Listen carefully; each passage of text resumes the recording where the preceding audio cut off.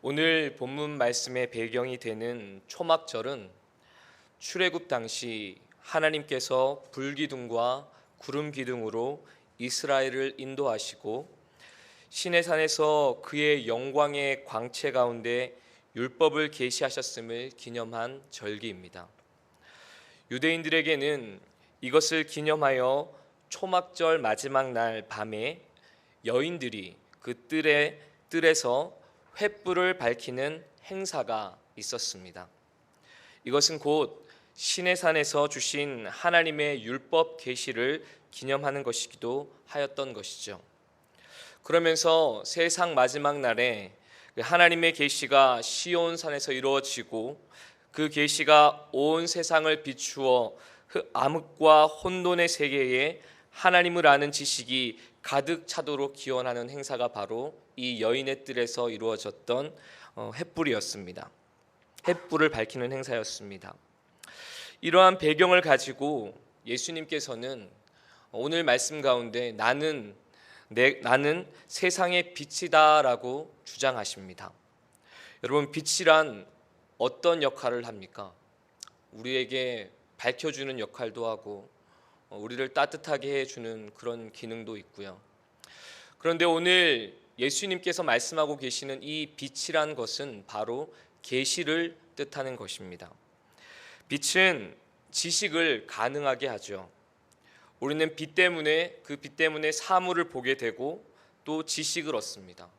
어두컴컴한 곳에서는 우리가 어떤 물체를 볼 수 없지만 빛이 비추어질 때 우리가 그 사물을 보게 되고 그 사물이 어떻게 생겼는지, 어떤 역할을 하는지, 어떤 소리를 내는지, 어떤 향을 내는지 우리는 그 빛 때문에 지식을 얻게 된다라는 것이죠.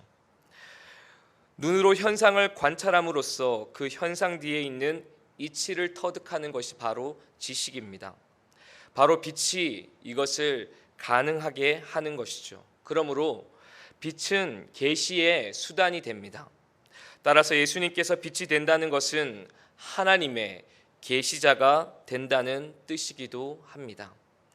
하나님의 계시자로서 우리로 하여금 하나님을 보고 하나님을 알게 하신다라는 뜻이죠.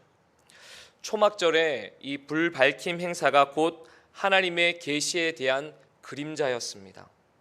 그러나 예수님께서 이 땅에 오심으로 인해 이 그림자가 실체가 되어서 하나님의 그 계시, 하나님께서 우리에게 나타내시고자 하는 그 모든 것들을, 그 계시를 완성시켰다라는 것입니다. 이렇듯 예수님께서는 온 세상에 빛을 비추는 하나님의 빛 되심을 우리는 알아야 될 줄로 믿습니다.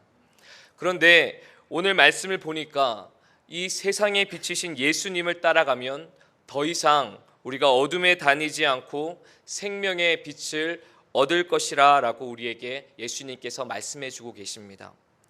세상에 비치신 예수님을 따라가면 생명의 빛을 얻는다라는 것이죠. 이 말씀은 곧 우리의 영원한 생명이 예수님을 따라가는 데 있음을 주장하는 것입니다. 제가 한 예화를 들려드릴 텐데요. 방금 제가 말씀드리면서 예수님을 따라가는 것이 생명의 빛을 얻는 것이라고 말했지만 참 오늘날 세상을 바라보면 그 반대와 같은 삶을 살아가는 것이 바로 우리 현실이지 않나 생각됩니다. 시내 한 복판에 있는 횡단보도에서 많은 사람들이 길을 건너기 위해 신호등만 바라보고 서 있습니다. 그러나 빨간 불은 좀처럼 녹색불로 바뀌지 않죠. 조바심으로 가득 찬 한 사람이 단 몇 분만을 참지 못하고 도로의 좌우를 두리번거리며 살피기 시작했습니다. 그러다가 도로가 한가한 틈을 타서 빨간 불임에도 불구하고 성큼 한 걸음 앞으로 나갔습니다. 그러자 뒤에 있던 사람들도 기다렸다는 듯이 그 사람을 뒤따라 횡단보도를 건너갔습니다. 그때 할머니의 손을 잡고 파란 불을, 이 녹색 불을 기다리던 꼬마도 그들과 함께 길을 건너려고 할머니의 손을 끌고 갔습니다. 그러자 할머니는 움직이기는커녕 오히려 손자의 손을 힘껏 잡아당겼습니다. 할머니, 다들 건너가고 있어요. 우리도 빨리 건너가요. 이 손자가 막 재촉했겠죠. 그러자 할머니는 다정한 목소리로 손자에게 이렇게 타일렀습니다. 저 사람들을 보지 말아라. 우리는 항상 저 신호등의 불빛만 바라보고 따라가야 해. 그래야 안전하게 길을 건너갈 수 있단다. 여러분, 세상에는 하나의 신호등만이 있는 것이 아닙니다.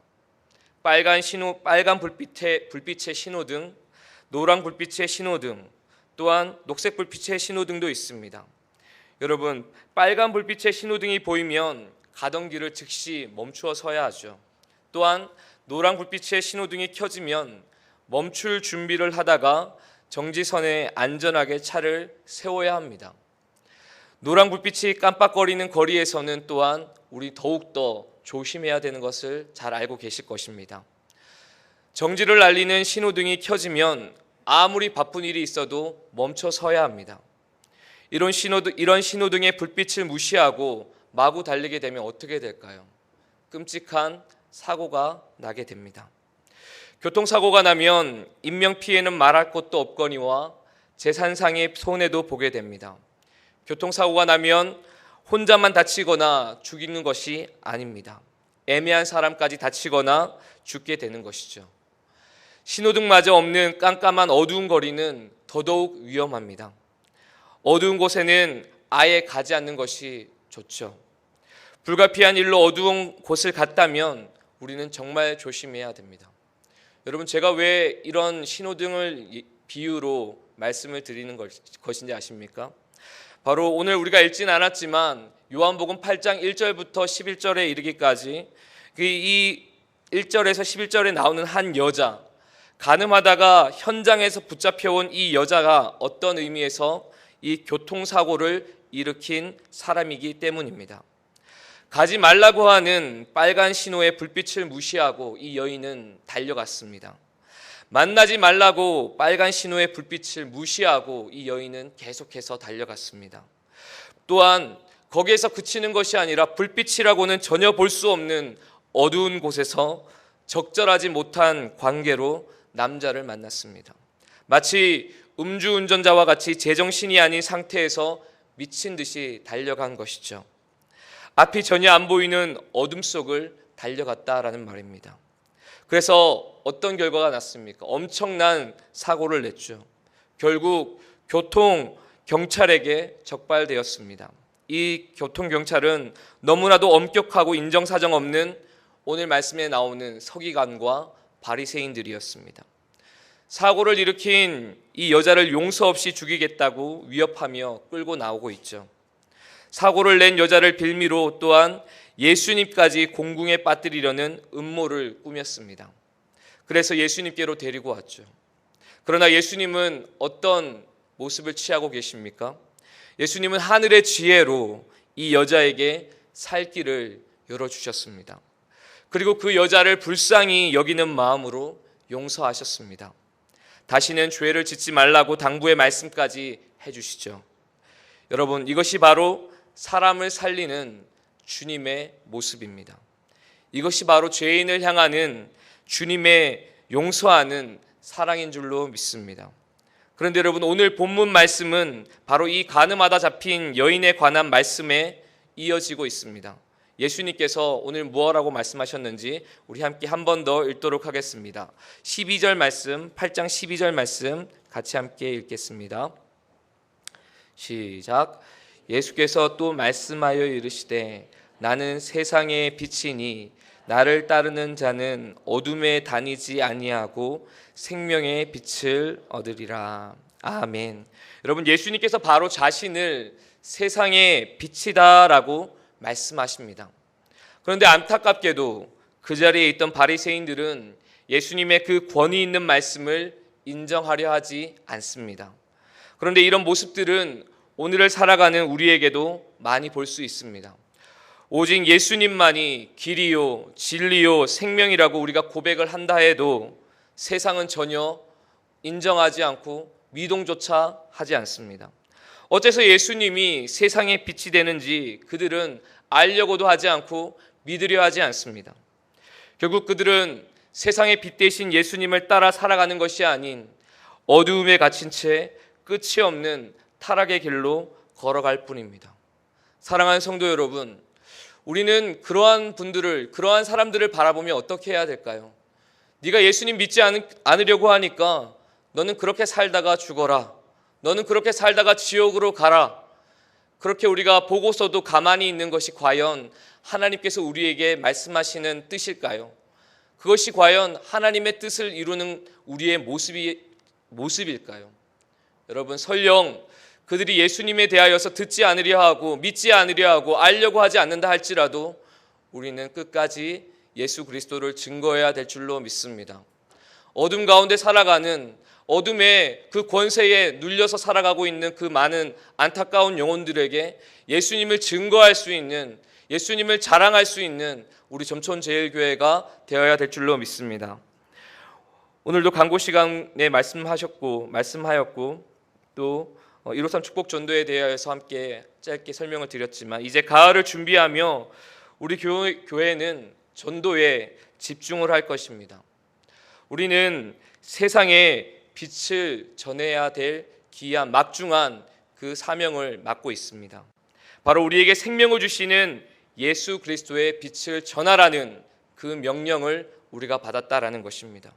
그런데 여러분, 그에 앞서, 그 명령을 수행하기에 앞서 우리는 왜 예수님께서 세상의 빛이 되시는지를 알아야 합니다. 예수님께서 세상의 빛이 되는 근거가 무엇입니까? 세상 사람들에게 예수님께서 세상의 빛이시라라고 말씀하면서 우리는 왜 예수님께서 세상의 빛이 되시는지 무엇이라고 이야기하겠습니까? 크게 세 가지로 살펴보려고 합니다. 첫 번째, 예수님께서는 세상에 검증이 필요 없는 분이시기 때문에 세상의 빛이 되십니다. 다시 한번요. 예수님께서는 세상에 검증이 필요 없는 분이시기 때문에 바로 세상의 빛이 되십니다. 예수님께서 자신을 세상의 빛이라 말씀하십니다. 쉽게 이야기하면 어두운 세상을 밝힐 빛이 바로 예수님 자신이라는 것이죠. 그런데 예수님께서 그렇게 말씀하시자 그 말을 듣고 있던 바리새인들이 13절에 말한 바와 같이 예수님께서 스스로를 증언하는 것은 참되지 않다라고 반박합니다. 왜냐하면 인간의 도덕적, 정치적 경험 세계에서는 스스로에 대해 어떤 주장을 할 경우 반드시 타인의 증거에 의해 검증되어야 되기 때문입니다. 한 예를 들어서요. 제가 여러분, 지금은 머리가 조금 어떠실지 모르겠는데, 제가 교육전도사로 처음 왔을 때 막 왁스를 칠해가지고 머리를 막 삐쭉삐쭉 세우고 다니면 밖에 나가면 저 사람 연예인까지는 아니더라도요. 저 사람 과연 정말 전도사가 맞나? 교회에서 사역하는 사람들이 맞나? 이런 생각이 들면 어떨까? 저 혼자 추측은 했습니다. 그런 얘기를 들은 건 아니고요.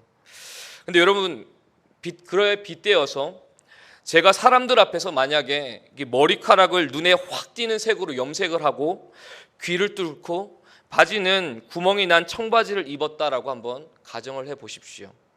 주변 사람들은 제가 어떤 사람인지 잘 모릅니다. 그런데 제가 그 사람들 앞에서 저는 점촌제일교회에서 사역하고 있는 장충만 강도사라고 합니다. 이렇게 말한다면 어떤 반응이 돌아올 것이라고 생각하십니까? 요즘 목회자들은 정말 시대를 앞서가는구나. 그 모습을 보는 사람들이 과연 그렇게 평가를 내릴까요? 아마도 여러분 대다수가요, 말문이 막혀서 속으로 웃기고 있네라는 반응을 보이면서 제가 목회자라는 사실을 믿지 않으려고 할 것입니다. 그런데 만일 그때 사람들이 믿지 않으려고 하는 그때 주변에 있던 몇몇 사람들이 저에 대해서 증언을 해준다면 어떻게 될까요? 옆에 있던 사람들이 저 사람 점촌제일교회에서 제가 봤습니다. 저 사람 점촌제일교회에서 설교도 하던데요. 이렇게 증언해 준다면 어떻게 될까요? 상황은 조금 달라질 것입니다. 비록 겉모습은 그렇게 보일지 몰라도 사람들은 주변 사람들의 그 증언 때문에 제가 목회자라는 것을 알게 되고 인정하게 된다라는 것이죠. 그렇습니다, 여러분. 스스로 자신을 증언하는 것은 다른 사람들의 공감을 이끌어내는데 효력이 없습니다. 그렇기 때문에 타인의 증거가 꼭 필요한 것이죠. 예수님께서도 그 부분을 잘 알고 계셨습니다. 예수님께서 스스로 세상의 빛이라 말씀하신 부분에 대하여서 바리새인이 반박할 이유를 충분히 예수님 스스로도 그 말씀을 하시면서 잘 알고 계셨다라는 것이죠. 내가 세상의 빛이라고 말하면 분명히 저들이 말도 안 되는 소리, 그 증언이 거짓되다라고 말할 것을 알고 계셨습니다. 그래서 말씀하시지 않습니까? 예수께서 대답하여 이르시되 내가 나를 위하여 증언하여도 내 증언이 참되니 나는 내가 어디서 오며 어디로 가는 것을 알거니와 너희는 내가 어디서 오며 어디로 가는 것을 알지 못하느니라. 아멘. 여러분 너무 당당하지 않습니까? 저는 누군가가 저한테 당신이 점촌제일교회 강도사라는 것을 한번 증언해 보십시오 그러면 어쩌면 순간은 되게 당황할지도 모르겠습니다. 무슨 자격증을, 강도사 자격증을 제가 보여드릴 수도 없고 뭐 가서 거기서 통성기도를 보여줄 수도 없고 되게 좀 당황할 수도 있는데 예수님께서는 당당하십니다. 예수님께서 스스로 세상의 빛이라고 말씀하셨는데 그 말씀에 대하여 아무도 증언해 줄 사람들이 없었음에도 불구하고 예수님께서는 본인이 그 증언이 참되다라고 말씀하고 계시다라는 것이죠. 여러분 왜인 줄 아십니까? 왜 예수님께서 이렇게 당당하시고 왜 스스로 그 증언이 참되다라고 말씀하고 계신 줄 아십니까? 다른 것이 아닙니다. 예수님께서는 특별한 존재이시기 때문입니다.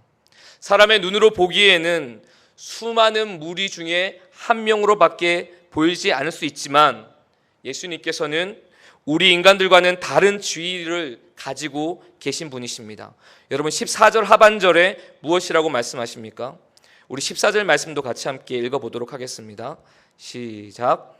예수께서 대답하여 이르시되 내가 나를 위하여 증언하여도 내 증언이 참되니 나는 내가 어디서 오며 어디로 가는 것을 알거니와 너희는 내가 어디로 오며 어디로 가는 것을 알지 못한.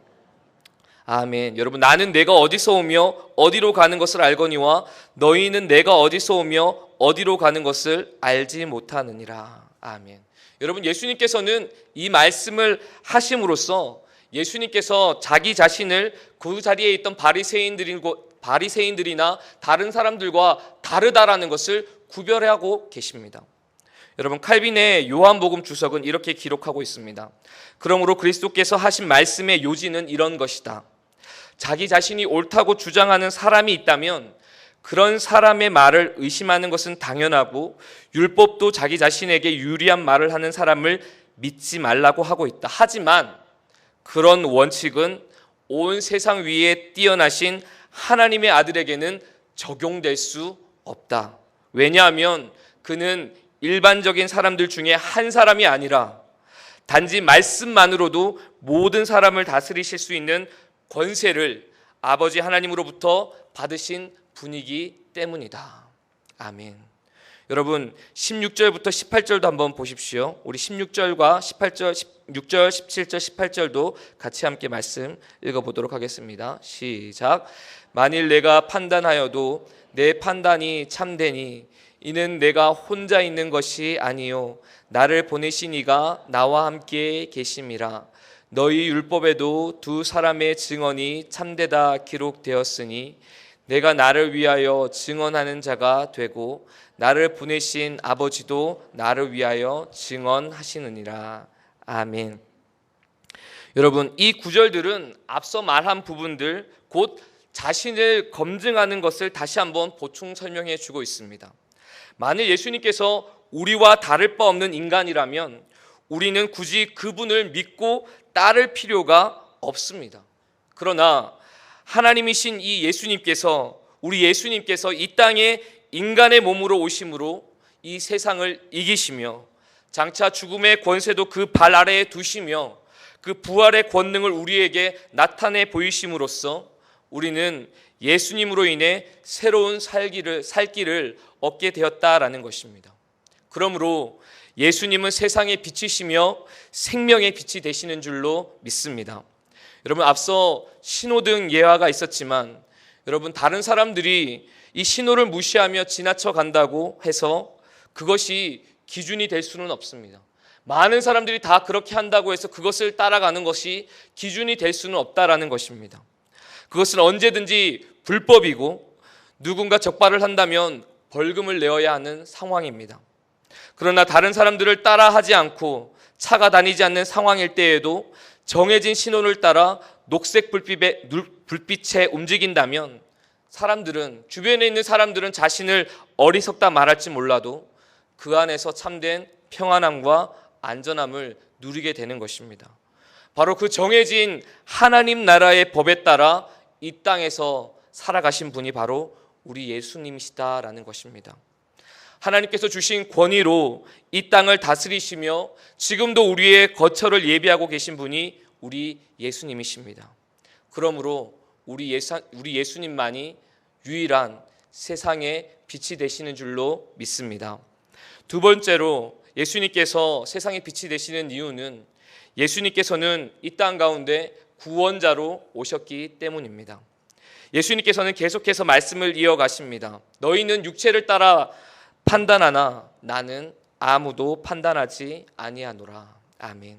여러분, 이 말씀은 우리 인간들의 한계를 더 적나라하게 보여줍니다. 예수님과 우리 인간들의 그 차이를 더 적나라하게 보여줍니다. 우리가 성령의 다스림 속에 살지 못할 때 정말 그리스도인이 됐다라고 하지만 그런 기독교인 그런 그리스도인이라 할지라도 성령의 다스림 속에 살지 못할 때는 언제나 육체의 정욕대로 살아가게 됩니다. 눈에 보기 좋은 것, 쾌락을 즐길 수 있는 것, 자랑하고 싶은 것들, 내가 갖고 싶은 것들, 우리가 성령으로 충만하지 않을 때는 잘못된 가치관을 가지고 헛된 것을 쫓아 살아가고 그것이 우리의 기준이 되고야 만다라는 것입니다. 여러분, 이것은 제 아무리 율법을 지키며 살아간다고 자부하는 바리새인이라 할지라도 절대 자유로울 수 없는 부분이었습니다. 육체를 따라 살아가는 사람은 육체를 따라 판단하게 마련이기 때문입니다. 그러나 여러분, 우리 예수님께서는 다르십니다. 예수님께서는 육체를 따라 살아가는 사람들의 판단을 받을 필요가 없으시죠. 왜냐하면 그분은 하나님의 아들이시며 성부 하나님과 성령 하나님과 항상 교통하고 계시기 때문입니다. 또한 예수님께서는 육체를 따라 판단하는 사람들과 같이 판단하시지도 않습니다. 왜냐하면 예수님께서 이 땅에 오셨을 때에는 처음 예수님께서 초림하셔서 이 땅에 오셨을 때에는 심판주로 오신 것이 아니라 우리를 구원하시기 위한 구원자로 오셨기 때문입니다. 예수님께서는 자신의 원수들에게 그들의 교만을 좀 더 깊이 있게 깨우쳐 주시기 위해서 남들을 판단하는 재판관의 일을 행하지 않으셨을 뿐입니다. 이것은 곧 인간들의 어리석음을 대비해 주는 부분입니다. 다르다라는 것이죠. 바리새인들은 자신들이 누군가를 판단하고 정죄할 수 있는 권한이 있는 줄로 착각하였지만 실상은 그렇지 않았습니다. 세상 그 어느 누구도 구원의 문제에 관하여서 정죄함에 있어서 권한이 없기 때문입니다. 여러분, 예수님께서는 가늠하다 잡힌 여인을 정죄하지 않으시고 그 여인을 용서해 주셨죠. 세상에 그 어떤 사람도 그 여인을 용서해 줄 권위가 없지만 구원자 되시며 우리를 창조하신 창조자 되신 예수님께서 우리를 용서해 주신다면 우리는 그 은혜로 다시 살아갈 힘을 얻게 될 줄로 믿습니다. 여러분, 우리는 이 소식을 전해야 합니다. 우리의 창조자 되시며 우리의 구원자 되시는 능력의 주신 주님께서 당신과 나를 지금도 사랑하시며 용서해 주고 계신다라고 이 예수님을 증거해야 합니다. 그분께서 직접 십자가를 지시사 우리의 모든 죄를 씻어주셨다라고 전해야 합니다. 그 은혜와 사랑으로 인해 우리가 어둠의 권세에서 벗어나 빛 가운데로 오게 되었다라고, 그 은혜를 받게 되었다고 전해야 된다라는 것이죠. 그러므로 예수님께서는 세상의 빛 되시며 생명의 빛이신 줄로 믿습니다. 마지막으로 예수님께서 세상의 빛이 되시는 이유는 예수님을 통해야만 하나님께로 나아갈 수 있기 때문입니다. 19절을 보면 바리새인들이 예수님에게 너의 아버지가 어디 있느냐라고 묻습니다. 이 말은 예수님을 조롱하는 말입니다.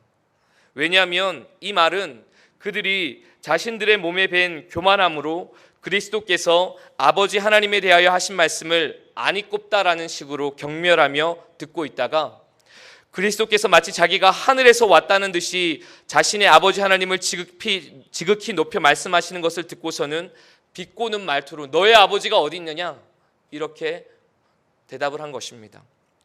예수님께서는 그들의 질문에 곧이곧대로 대답해 주시는 것이 합당하지 않다라고 여기셨기 때문에 그들이 자신들의 무지함을 전혀 깨닫지 못한 채로 도리어 자기 만족에 빠져서 잘난 체 하는 것을 몇 마디 말씀으로 꾸짖으십니다. 그들은 아버지 하나님에 대하여서 물었지만 정작 그 아들이 자신들의 눈앞에 계시는 것을 보고도 보지 못하였습니다.